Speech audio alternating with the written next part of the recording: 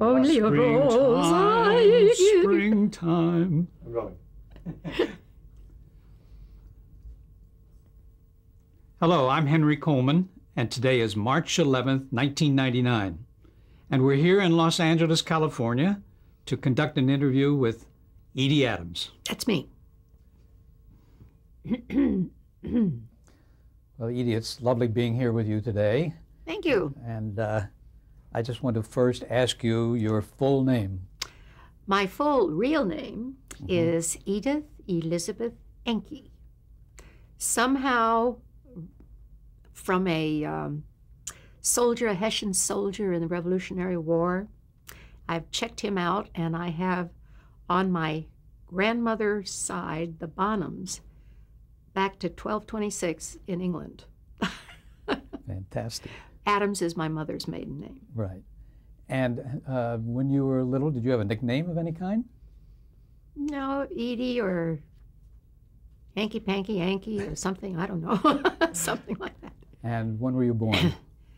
Are you serious? I'm serious. I don't really know. I have 4 different dates, one on my driver's license, one on my birth certificate. Well, pick one. One, April 16th. May we say the year? Around 1930, around. Okay. Circular. Okay. And where were you born? In Kingston, Pennsylvania. Excuse me. Okay. Tell me about your father. My father, Sheldon Enke, I always heard about the Hessian soldier. He was a banker, I understand, until 1929, and then he was a salesman. He was selling anything that he could sell, tires and motor oil, and finally scrap iron in the Second World War. He was in the First World War and was one of the few balloonists that we had. He was started in the cavalry and then went on to become a balloonist at the end of the war. Was he overseas? Yes, he had charge of one city in France that I'm going to go look at next year to see. He was in charge of all the rationing and all the censoring and all that stuff. Tell me about your mother. My mother was, how shall I say, decidedly Welsh. And the Welsh, you know, all sing. Do you sing soprano or alto? And so it was a given that I was supposed to sing, and she was a music teacher and an English teacher. In high school? In high school. Mm-hmm. And then, of course, she wouldn't teach after they came home from World War I. She would never work because the Welsh ladies don't take jobs away from men. And she was a lady that should have worked and was very intelligent and a beautiful singer. She had all the solos in the church choir, and I was singing every part. Do you think you got your voice from her? No doubt about it. Yeah. Did you have brothers and sisters? Older brother. Mm-hmm. He's still alive. He's not very well these days, but still alive and kicking. Did you grow up in Pennsylvania then? Yes. Lived in eastern Pennsylvania, and then moved out to Grove City and spent till the first year in high school, and then went into New York City.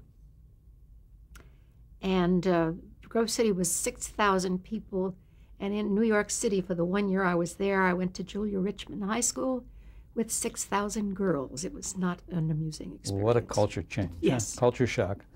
Did the Depression affect your family in any way? Yes, I used to hear about all the big houses and all the things. But no, it was, we were a Depression family. There was no, just right there, we were very... You mean the big houses that you used to live in? Yes, and we went to live with my grandfather, and you know, you're supposed to go, when you go back, you remember them as huge houses. Well, I went back recently, and it was a big 3-story house. Tell me, as a child, what activities interested you? I mean, what were you interested in? Well, my grandmother died, and my grandfather married her seamstress, a German seamstress. And when we moved in with him, she taught me to sew. And by the time I was 8, I was doing set-in sleeves in doll clothes. By the time I was 9, I was making my own clothes. And in high school, I could match a Pendleton shirt for my boyfriend, or I could make overcoats with inner linings and tailor. I was pretty good. Fantastic. And we're going to talk about that because you used that talent later on in your own career, too. Did you read a lot of books? Were you an avid reader?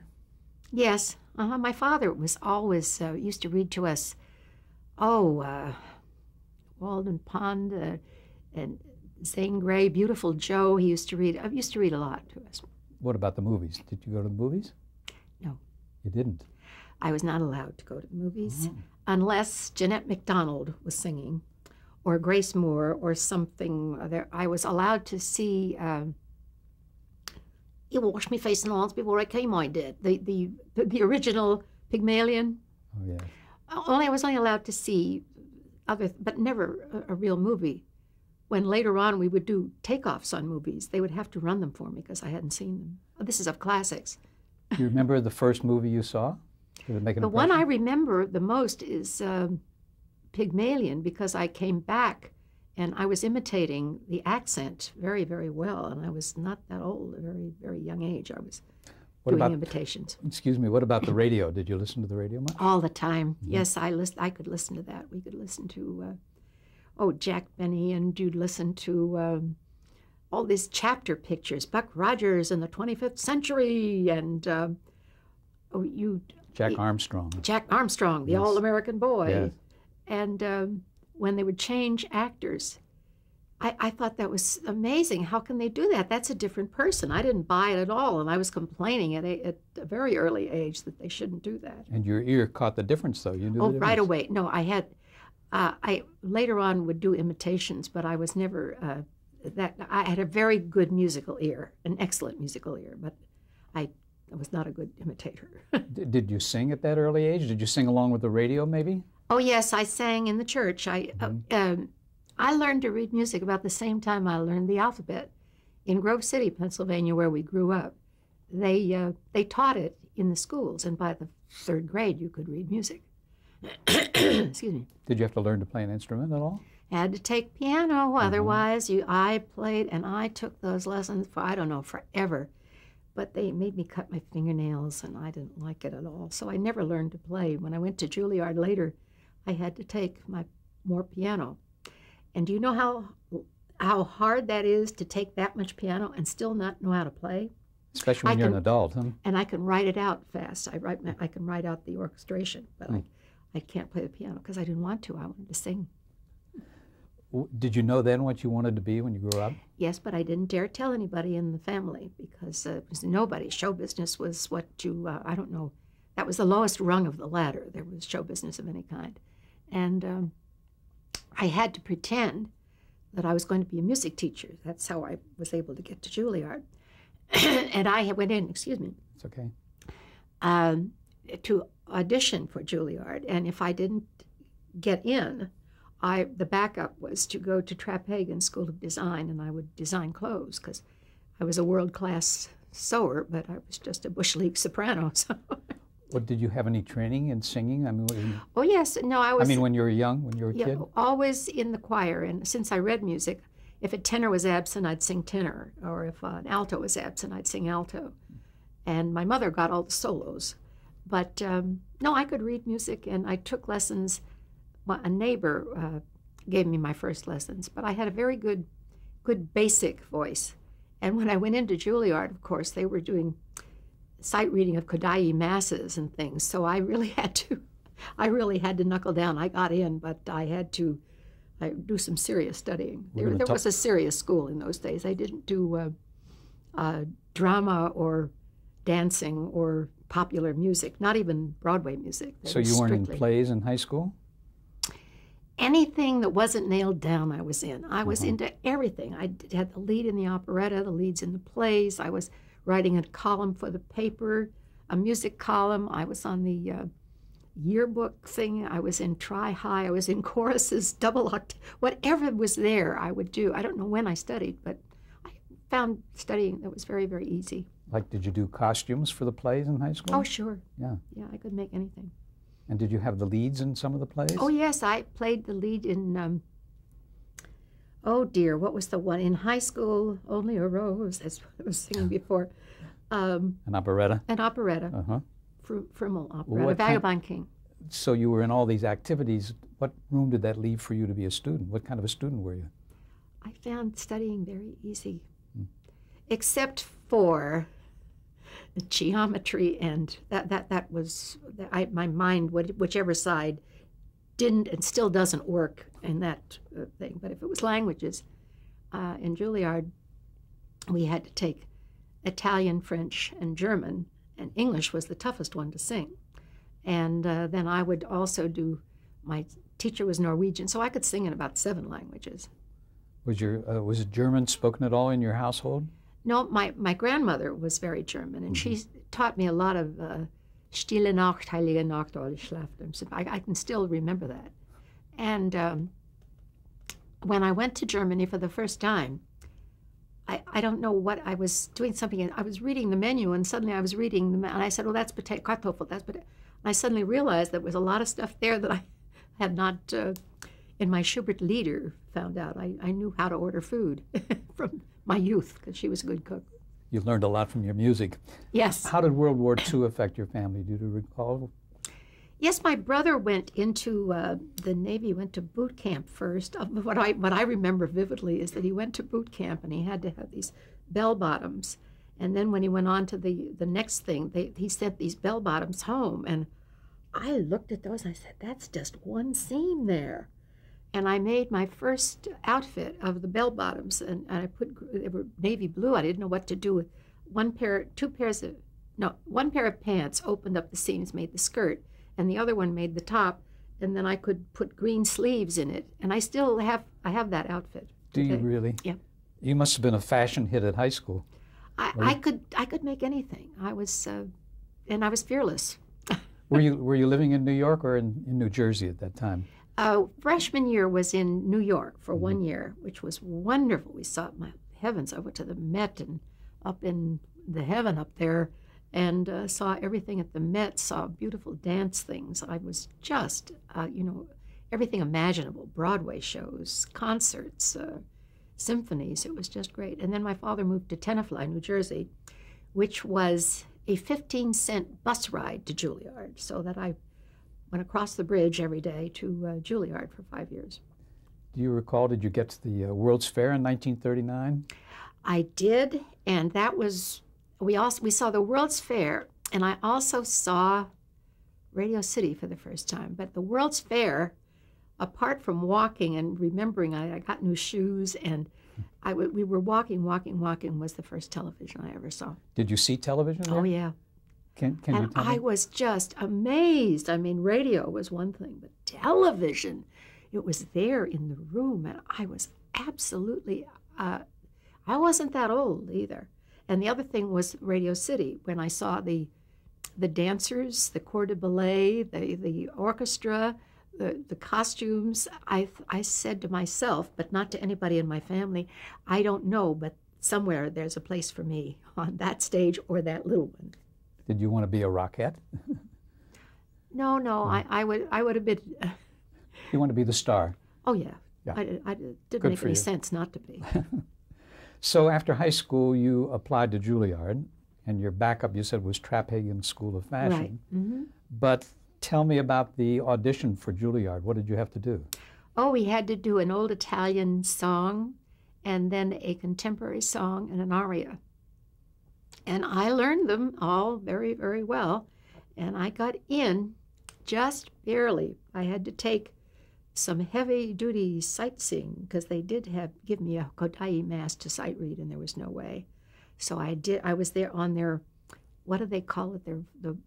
Not learners program. It was a special program to bring you up to speed to get into, because these were heavy-duty classical people, and it was just no nonsense, and they were very serious about their music. Well, tell me, were your musical tastes in that area at that time, or did you like popular music? What did you like? I never was allowed to. There was no popular music in our house until about 12. I got my own radio, and then I can still sing stuff from, way, way back. Boop boop diddum daddum wadum choo and all that. I know all that stuff, but as far as classical music, as popular music, the way I later had to do it, I couldn't find any way to relate to it at all. I mean, I just didn't know. And I got so that later on I had to sing 8 new songs a day. And thank God for my Juilliard training. I never got lost in the music, but boy, did I get lost in the lyrics. It was a tune, and it was June, and it was a I would sing anything because we figured nobody was watching anyway. You're talking about 8 songs a day, and we're going to talk about that period when you were on the Kovacs show, right? Let me ask you this. You were a coloratura soprano at that time, right? A lyric coloratura, yes. And was that limiting for you in any way? Well, it was great. And, you know, I had to do all the repertoire, the most colorful repertoire with all the cadenzas and all this. And as it got closer and closer to graduation, and I knew I wasn't going to go teach music. I was taking acoustics one year. And I said, I don't want to build halls. I want to sing in them. And so I went one summer and did every kind of parcel of amateur hour that there was. And I sang as a lyric coloratura and won. No money, only toasters and steam irons and things like that. And when I went on the Arthur Godfrey show, they said, you know, if you really want to work in this business, you should not sing classical music. You should sing a popular song. Did Archie Blyer tell you that? Archie Blyer told me that, bless him. And I said, I don't know any popular music. And he said, well, I suggest you learn some. So I went down to the Colony Records shop down on 52nd and Broadway. It's still here in this year. By the time anybody looks at this, it may still be there, but it's been there 50 years. And I said, what's number 1? And they said, Patti Page singing, Would I Love You, Love You, Love You. So I got the record, and I got 3 copies of the sheet music.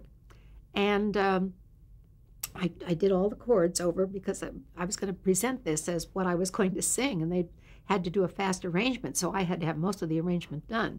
Was this on the Arthur Godfrey Talent Scouts? Yeah, but I went in with the my own chords on the sheet music, and maybe I think I did 5 pieces. He was going to have to, and he fixed it all up for me, and I sang, Would I Love You, Love You, Love You, and lost.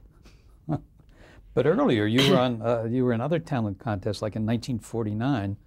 I think the first television appearance you ever made. Yeah, 1950. 1950.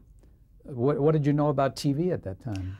Oh, my father bought a television because I couldn't stop talking about television, and he was always on the cut. He was very interested in things, and we had the first one in our neck of the woods, and it was a table model, and kind of a roundish, globy screen, and I used to watch Kyle McDonnell and who was that lady with the dark hair for Thomas's Bread? I used to watch Jackie Suzanne. I used to watch all of these people, and Mary Hartline.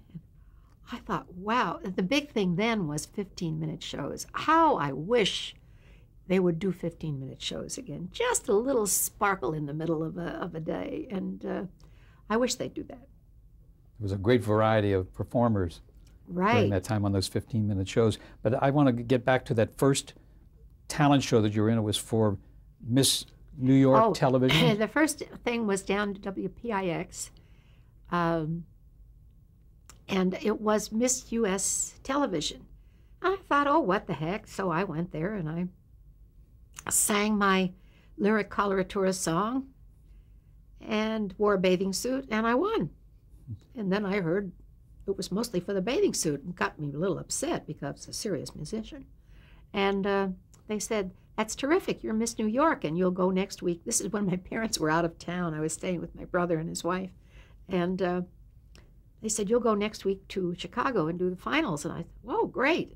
And I went and I became the first Miss US TV. So the first job that I had as Miss US TV in 1950 was with Milton Berle at a men's fashion show in Minneapolis. And in a hotel? Oh, no, it was a huge auditorium. It was Oh. a great big, several thousand people. Was it a hotel or I stayed at the Radisson? But it was a big, big show. And of course, I knew who Milton was, but I had never met him before. And all the rehearsals, they rehearsed what he was going to say and where I was going to stand and whatever with his brother. Then we got on to there were several shows that we did. And Milton, he said, when Milton says, you went to the lovely restaurant, you says, but you dropped your tray. I don't know what, they were terrible jokes, but they were new to me. Everybody had heard them but me. And he got on live, and I said that whenever he said this thing, I would said what I would do, and the audience would laugh. And then I got it. It was the original Dumb Blonde. I said, oh, that you mean? Because I didn't know what he was going to say. I didn't know what my punchline or setup was. And so he, next time he said, now, this show, when I put my hand on your arm, you stop. Because we did, the song that I was singing was about 3 minutes long. We did 10 minutes of Dumb Blonde nonsense. And the first job I ever had was with Milton Berle. And he always says, the clutching, he'd get a hold of the hand. I said, you don't have to clutch me if your hand is there. I want, you know, but I would always get it. Then he tried new jokes, and every time the audience would laugh, I'd go, oh, that's very funny, and all by myself. So we were the original Dumb Blonde act, I think. Which was very far from the truth because you were pretty smart. Tell me this, what did your classmates at Juilliard think of you winning for the bathing suit contest? And the singing, of course. Oh, of course, my mother was just dumbfounded. Mm-hmm. She didn't care for that at all. And did she go with you to Chicago when you went? No, my mother and father were on their summer vacation, and I just did this, and I called and said, don't worry, it's fine. And I remember I took my father's charge card and bought myself an Eddie Rosenstein gown in Lord & Taylor, which I still have. And it was the first time that, you know, I just had to wear this gorgeous, I had to wear the best. As soon as I had money, and this looked like I had some money when I was going out there because I had won some there. But from then on, I didn't make too many of my clothes. I was buying them. Do you remember what television was like at that particular point? I mean, did they do the contest from a studio, or did they have all the cameras and everything there? Big old clunkers. Oh, Lord, there were Humvee cameras. They were just big old things, and they were mechanical, not electronic, and everything had to be cranked, or the focus had to be cranked, and you had to pull the lenses out and turn them around this way. Did you have to wear special makeup? Yes, but I always liked to do my own. I didn't like that dark stuff. It didn't, because the lights would melt. As they said, anybody's nose that wasn't there, so the wax would go. Were there any rules or anything they told you about beforehand that you must do this or not do this? Or were you pretty much on your own? Oh, you could never wear white. You could never have any cleavage. You always, if you came and there was a hint of cleavage, somebody was there with stuffing something, a handkerchief or their band or something, but that was absolutely, little Peter Pan collars were very much in. The Girl Next Door, Dorothy Collins, was very on the hit parade in the early 50s, and that Dorothy Collins looks. Peter Pan collar. Little Peter Pan collars and cuffs. And did anyone see your appearance on that first talent show contest? Because if it was in Minneapolis, they didn't have a network feed at that time. Oh, no, that wasn't televised. That was just a live show. I see. But with a big band, it was a great big variety show. But it was the first chance to work with a comedian. What gave you the idea to go on Arthur Godfrey's Talent Scouts in 1951? I was flying back from either there or some, the very first nightclub act was in Toronto, the 1-2 Club, and it was with Arturo's trio. And I had my new dress and all this stuff. I had my variety review reviewed the gown and said that I did my own arrangements and that I was a looker, not about my singing, everything about everything else, you know. And on the way back, the pilot of the airplane came back, and he said, you were just, I think they saw you there the other night. And he said, why don't you go on Arthur Godfrey? I said, it's a good idea. He said, and I'll be your sponsor. So the pilot of the plane booked me on there. And Arthur Godfrey, who was an interesting personality, he had his own, he was of the people, and then he began to say the little people weren't his friends. It was only the big people that mattered, and he sort of talked his way out of the business. But when he saw me sing the song, he stopped cold, and he just applauded and applauded and applauded. and I had 5 different job offers. Did you get a chance to talk to him at all during that contest? I mean, did you have any private conversation with him at all? No, he was just, he was very, very professional, but working in those days, it was different in New York. There weren't that many of us, meaning actors or musicians. There was a small little group. We didn't have this mammoth industry with everything. And if you were there, you knew everybody and you knew what was going on all of the time. And everything, you knew who the strippers were, you knew who the different people who was the lady that Ernie had on the show? I'll think of her name. But we knew everybody. But getting back, I wound myself into a corner. That's what okay. did you say? Well, I was just curious. You gave me your impression of Arthur Godfrey. I know he had his own little kingdom there, so to speak, and I just wondered if you got caught up in that. Later on, we sort of we do more about him, and he just got more and more, I don't know, cantankerous, and it just sort of came across on the air, because that's one thing you can't do. I remember Kovacs saying, "They did not get dressed up to come out and see you. You're in their living room. You're across the wall on then a 13-inch screen, and they're probably sitting in their underwear, so they better like you a lot." And he always said, don't talk to more than 2 people. And he used to do a thing where he'd freeze the frame, and he'd jump in and out. That's because we only had one camera that was loose when we were doing the early shows, and the one would be locked on to the newsman, and the fellow that was on camera would get over with me and the other fellow that was, I don't know what he was. He was, Andy McKay was...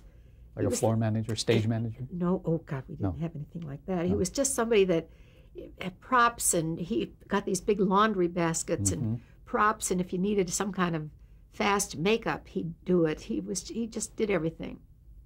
And those were the only people in the studio.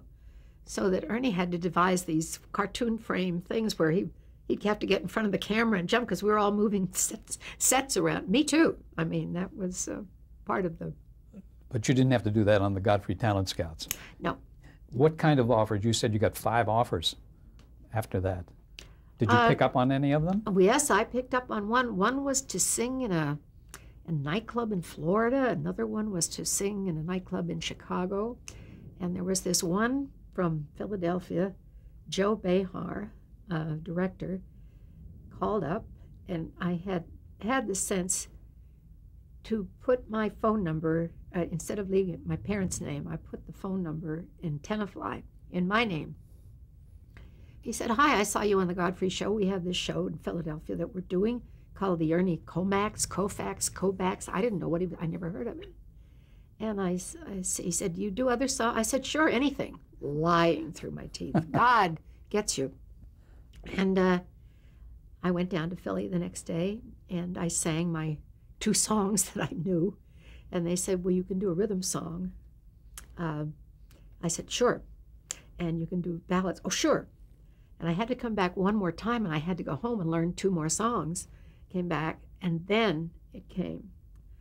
We were on for 2 hours every morning, and I sang 2 songs in every half hour.